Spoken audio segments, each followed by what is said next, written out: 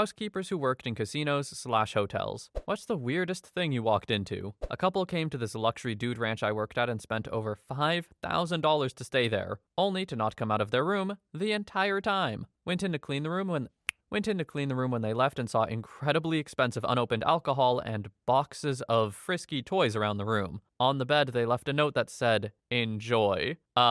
What? We threw out the toys because who the hell would use a used toy left by an unknown person, and got hammered that night. Story 2. I was a housekeeper at a dive of a hotel in Chico, California in the late 90s. A week or so before, a local homeless woman had stuck her arm in a tiger's cage. A circus was traveling through town and had gotten mauled. That weekend, I was cleaning rooms and knocked on the door of a room paid for by a local charity organization. Turned out the guest was in the middle of a frisky time. Quickly realizing it wasn't a good time to clean the room, I said I would come back later. To my dismay, the woman opened the door and asked me to join her and her friend. I declined. She then reached out to me and grabbed me by the arm and tried to drag me in. Her arm was covered in bandages and lacerations. It was the woman who had been mauled. I yanked my arm free and ran away. I'll never forget what her shredded, bandaged hand looked like. OP.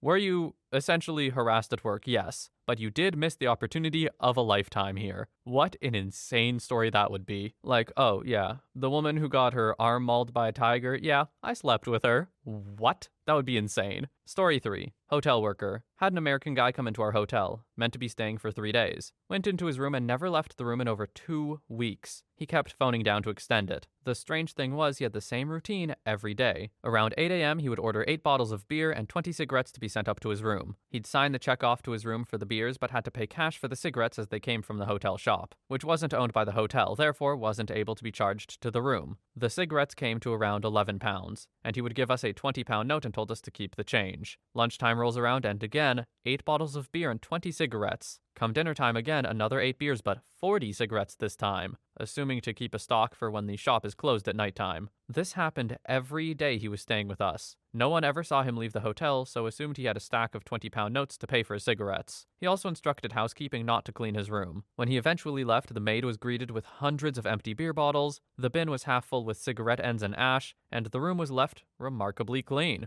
albeit smelling awful. We tried to research the guy, but could only find that he was part of an American broadcasting company. It was a long time ago and can't remember, so assumed he was over here to lie low. He checked out, paid off his bill, didn't even bother to check it, into a taxi, and never to be seen again. Story 4. This is related but not exactly the question. When my wife and I were looking at wedding venues, one we went to was a hotel. The event manager wanted to take us up and show us the honeymoon suite. She opened the door and there were 2 old men like 60s or 70s, shirtless, drinking vodka in the room. She was so extremely embarrassed and apologetic. She was very sweet too, but you could tell she was mad at whoever screwed that up for her. We didn't choose the place and that wasn't why, but I hadn't thought about that for a while. Figured someone else might get a kick out of it. Honestly, that's a selling point. If it's good enough for 2 guys in their 60s and 70s to drink vodka and shirtless, it's good enough for my honeymoon. I'm down. Story 5. I used to work in reservations in a big chain hotel in London. Housekeeping once told us there was one regular guest who always left a single, whole, intact, raw egg on the bed. Nobody ever figured out why or where on earth they got that single raw egg in the middle of central London.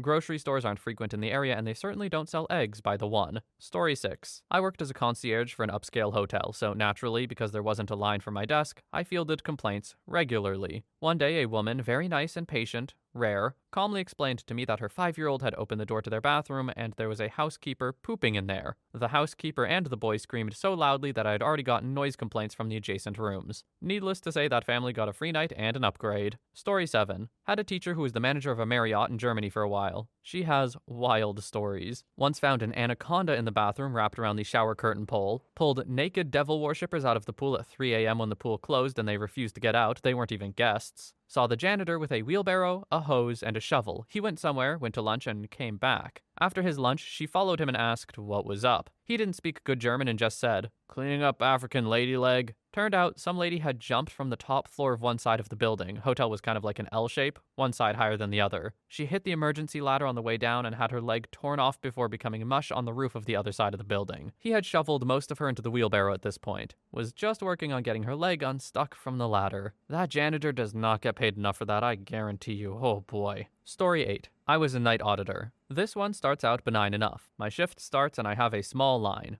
It's Saturday and we're near a couple of casinos, not unusual. A very polite man checks in and rents a top-level suite for him and his wife. I get him in and start checking in the next couple. Being distracted, I barely noticed the previous couple come back in, only that the wife was partially obscured by the luggage cart, and I remember thinking to myself, oh, that's an ugly woman. The night is quiet and I leave. I come in the next morning to hear what unfolded after I left. The couple never came back down to check out and had not been seen since. When housekeeping entered the room, they immediately alert the FDM. Every surface of the room is covered in lube. The bed, the couch, the jacuzzi, even the mini fridge is covered in bottles and bottles of lube and baby oil. We know for sure it's lube because a dozen bottles are left in the tub. But wait, there's more. In addition to the lube, there is a rather large horse dong left behind with thick black scuff marks, and it's cracked down the center. My FDM in her infinite wisdom decided they must have been junkies, and this fake dong is where they're hiding their needles. She decides to pick it up and open it for safety reasons. But when she does that, all that falls out is a rather impressive motor that had been burned out. The icing on this cake comes when they review the security tape. The wife is clearly a man in a wig. It's a big burly dude wearing a cheap wig. Like, okay, I hate this because it's disrespectful to the hotel staff. That's it. Whatever you do with your freaky fake dongs or whatever, go crazy. But you just left a huge mess for people to clean up, and that's rude as hell. Story 9.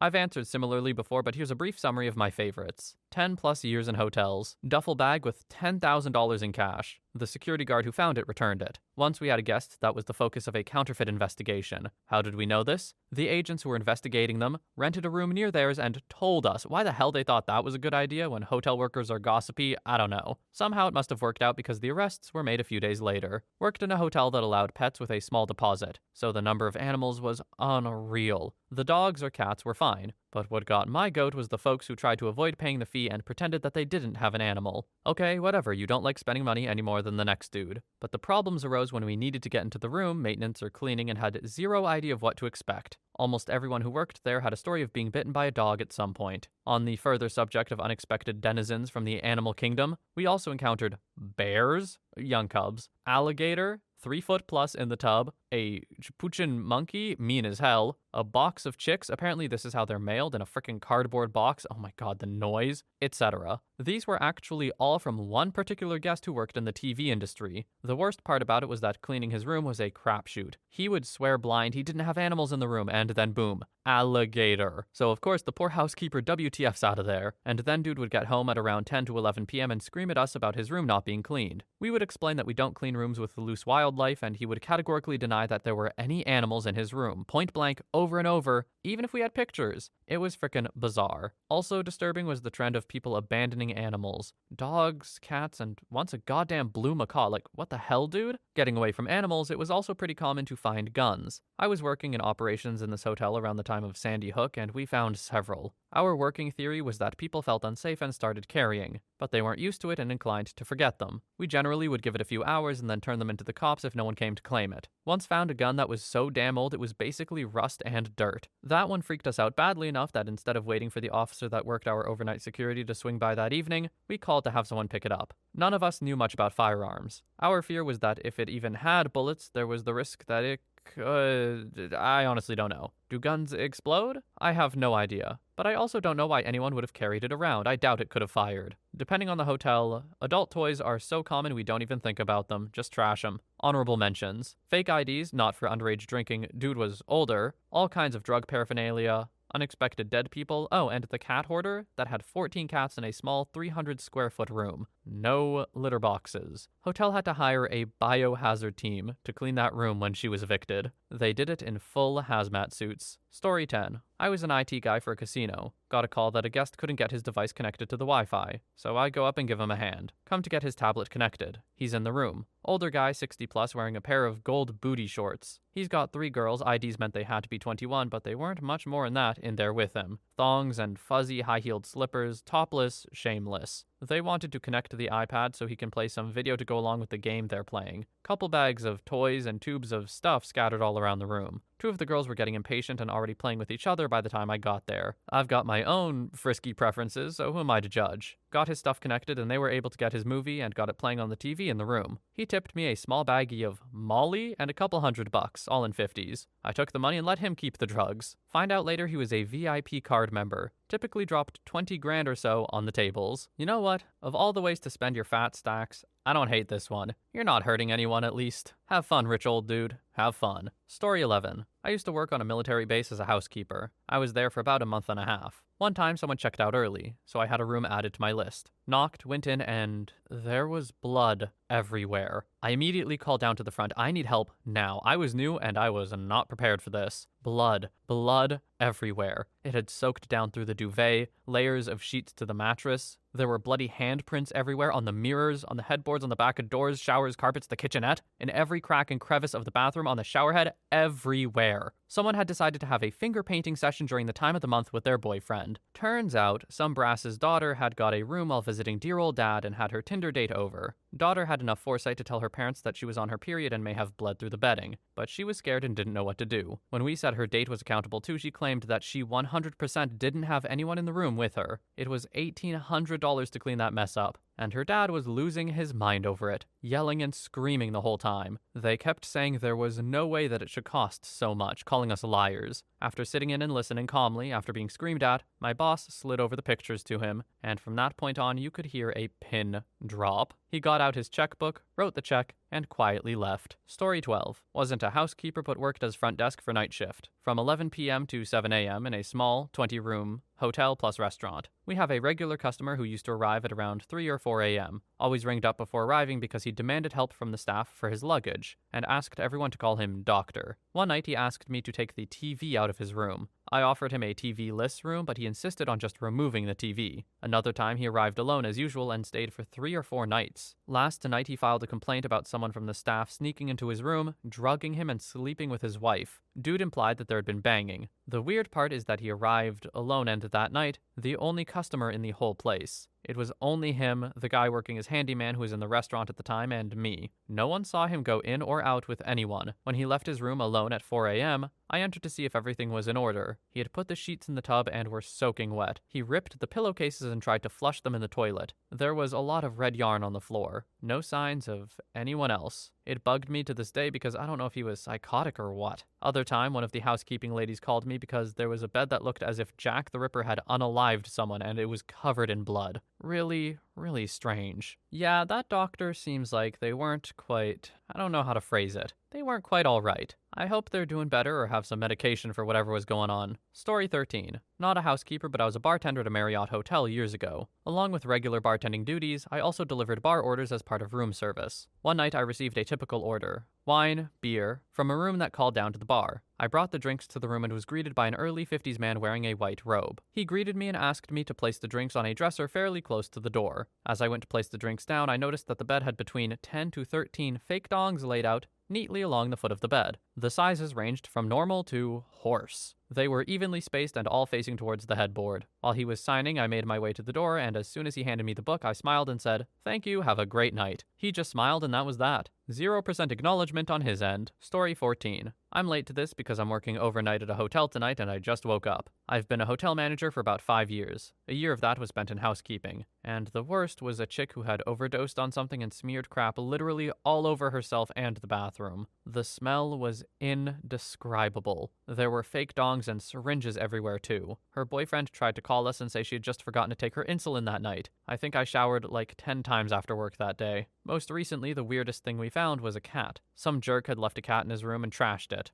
The cat had no food, no water, and no litter box, but was the sweetest little dude ever. The owner called back to try to get his cat, and we lied and said we turned him over to animal services. He's happily living with another manager now. Another time, another manager and I were inspecting rooms, and she radioed me to say that there was a brown smudge on a pillow, and she wasn't sure if it was crap or chocolate. She asked me if she should touch it, and I said yes, like a jerk. It wasn't chocolate. Story 15. Not what I walked into, but the aftermath. 2 very business-looking men, clean-cut, amazing manners, 5-star reserves. High-class hotel, stayed for a week. Do not disturb sign on door. Left garbage and dirty towels outside of the door. Walk in. Oh my god. First, I see a puddle of blood in the hall. Turn left into the bathroom, blood and human crap all over the place. Yes, even the ceiling. Freak out, think someone was murdered. Investigate deeper, and used rubbers were tied to the lampshades. Blood and crap all in the beds, on the walls, headboards, desk, you name it. Rubbers galore. Must have been $200 worth of them.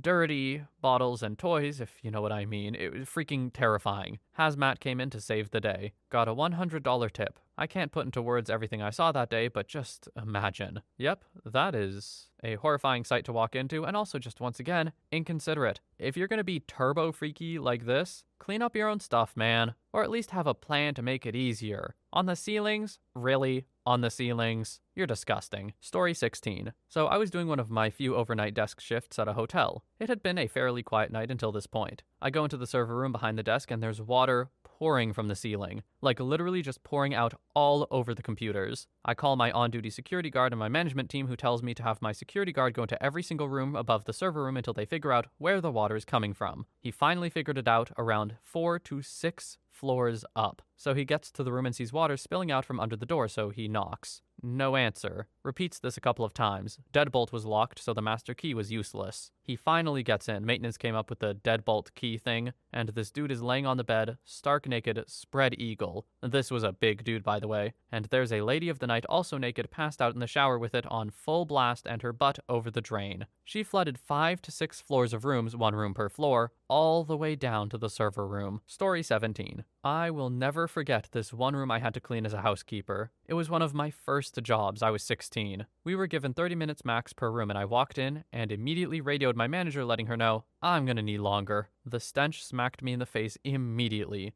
BO and meat. The tan carpet and all of the sheets were stained with deep red barbecue sauce, and there were over 40 rib bones everywhere. There was a tripod left on its side in the corner of the room and handcuffs on the floor lamp, which they obviously lost the key to, because they tried to break the base of the lamp to get them off. I almost cried trying to get the damn barbecue sauce out of the carpet. The manager sent 2 women up to help me when she saw what I was dealing with. I only assume a cheaply made food video was filmed the night before. Story 18. I was a bellman at a Holiday Inn and was asked to deliver drinks to a guy who was paralyzed from the waist down because he was being inappropriate verbally to the restaurant waitresses. He ordered 2 martinis and 2 double screwdrivers. Round 4. I walked into a disaster. Enormous mess. Crap everywhere and chew spit up over everything, including his face. The toilet was covered in crap, and I told no one for fear that they would make me clean it up. As I'm about to walk out, he asks me if I want to make